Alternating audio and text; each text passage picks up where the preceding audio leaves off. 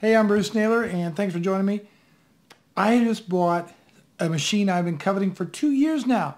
It's the ASUS UX501VW, and I am very, very excited about it. I thought I would share a little bit about this particular laptop with you in this video, and more from a user's perspective than the super technical stuff, because this laptop's been around for a while. There's a ton of reviews on YouTube. So why did I buy this laptop? Well, chiefly, I've been coveting it, right?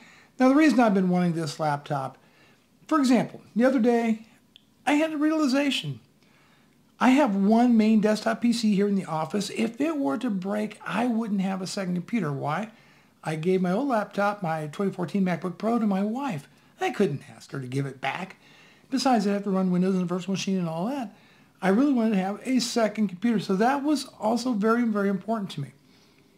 Also love to have a laptop so that I can go out somewhere in the house or on the patio, whatever. If I want to edit a video in the evening, rather than being stuck here and glued in front of that desktop over there, I don't have to do that. So that was another reason to get this laptop. This particular machine has been billed as the MacBook Pro killer, particularly the 2015 MacBook killer. I don't know about the new one. The new one's got the touch bar and all that. Look, it is not a MacBook Pro killer. That's a $2,500 laptop, and this is a $1,500 laptop. Actually, and here's kind of the cool thing, there's two versions of this ASUS laptop, which I didn't know about. There's two versions. One has basically Windows Home, Windows 10 Home on it, and 2 gigabytes of video memory. And then there's the what is it called? The XS or XT, what is it? Yeah, the XS74T, which comes with Windows Pro, Windows 10 Pro, and also 4 gigabytes of video memory with the built-in GTX 960M. So this is not a brand new GPU. I look for ASUS to refresh these here really, really soon. The rumor is that they're going to put a GTX 1050 Ti in them, or they're going to put a GTX 1060. I don't know. But I was able to get this one refurbished. By the way, this model, this XS74, is like $200 retail more than the $1,500 model. Yeah, something like that.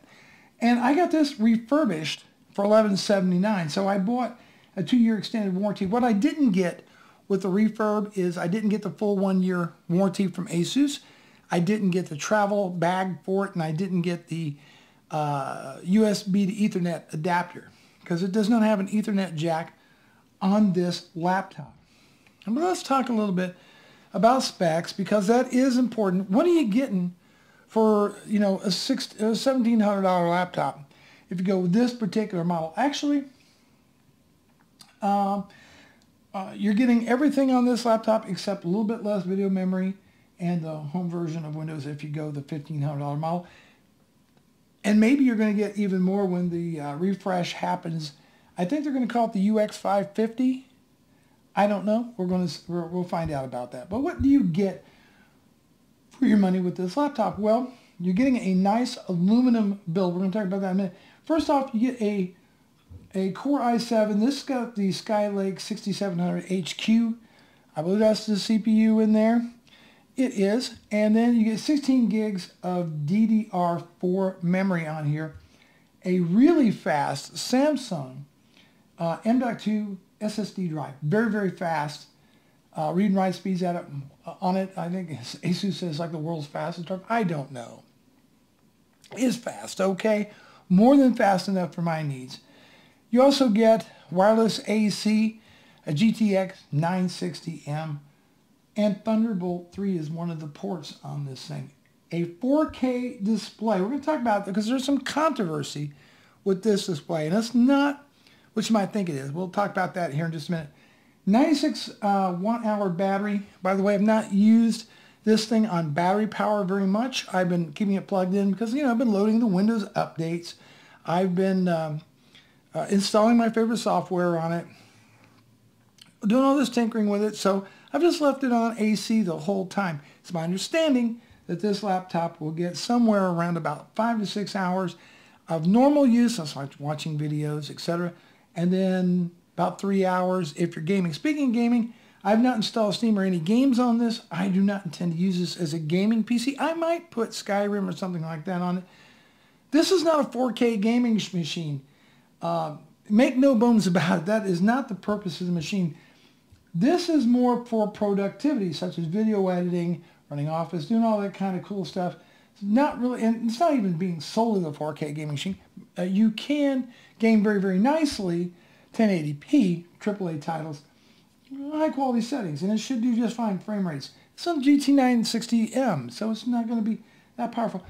But you're not paying for the price of a laptop capable of doing 4K gaming at high frame rates. You're not paying anywhere near that amount of money with it.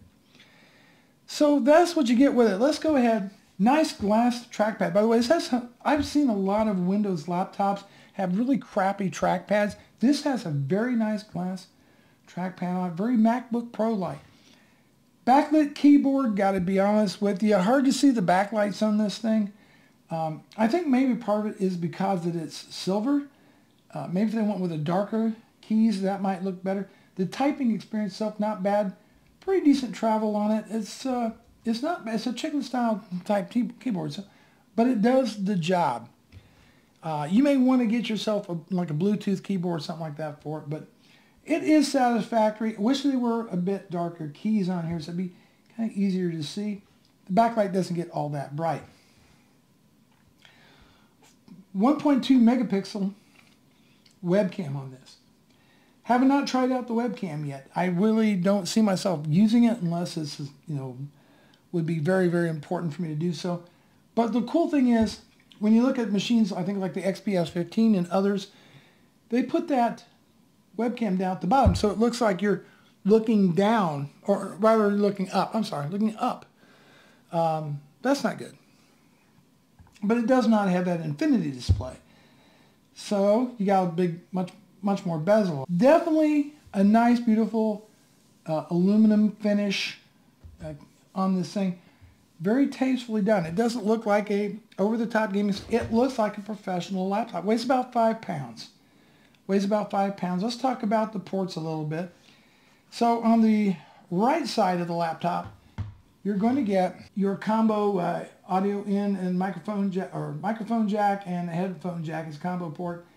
SSD card slot, and you're going to get 2 USB 3 ports.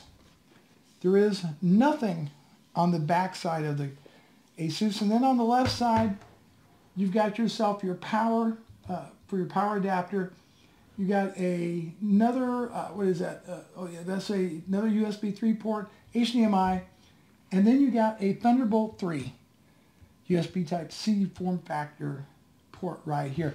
I have no Thunderbolt devices right now, but I am actively looking for a Thunderbolt 3 docking station because I'll probably end up plugging in a 27-inch monitor and kind of docking it that way. Why not? I don't really want to edit video on a 15.6-inch display if I don't have to, and I don't have to. But I'll have it docked where I just use the one cable, power everything up, and then just take it and go. If I want to go into the bedroom and edit at night, or if I want to go on the patio, or if we want to go take a trip somewhere, we have that capability of this machine. Well, I'm kind of a pro and con guy, okay? Real world. I've only been using it for a few days, so this is not really a review. We just talked a little bit about the specs, what you get for your money, which I think you get a lot for your money with this computer. Now, so here's some of the pros that I've observed. First off, it does have a nice build. It has a really nice chamfered edges on here, very nicely done. It is really, really nicely made. Look, I'm telling you, this is a nicely made laptop for the price. I just don't think you're going to go wrong, but there's a lot of options in this price range. Not too super heavy at 5 pounds, I don't know if I'd want to drag it around like a university campus all day. At 5 pounds might begin to feel a little bit heavy. You probably want more of a thin Ultrabook or something like that if you're really traveling a lot with this laptop. Extremely fast SSD. Also, I've edited some video on it, not 4K, 1080p, But I put it on a pretty good load. It does not get all that hot. So that's nice. And it doesn't get very, very loud. Like my old MacBook Pro, it would sound like a jet engine taking off if we put it under load. Okay, let's talk about the cons. And the 800-pound gorilla in the room is this display. First off, it's extremely glossy, but that's not the controversy. You don't want to take this out on a bright, sunny day. It's going to look like a mirror. You're going to want to be in the shade, something like that with this laptop. You're just not going to want to be outside with it. Color accuracy. About 200. First off, the brightness is about 285 nits, so it's not going to get as bright as, say, a MacBook Pro display, or it's not going to burn your eyeballs out bright. It's a little bit could be brighter. Could be a little bit brighter. That's not the controversy. Color accuracy. That's 100% of sRGB space. I think 74 of Adobe. If you're doing YouTube videos, 100% sRGB, that's great. That's great. That is not, so no controversy there. Had a bit of a yellowish tint to it when I first got it. I color calibrated. It seems to be pretty accurate. So no controversy there. What's the controversy? Well, as I went around watching other reviews of this laptop before I bought it, one person in particular kept going video after video after video, commenting, this is not a true 4K display. Not a true 4K display. So I started doing a little bit of research, and it turns out that this person is actually got a legitimate beef.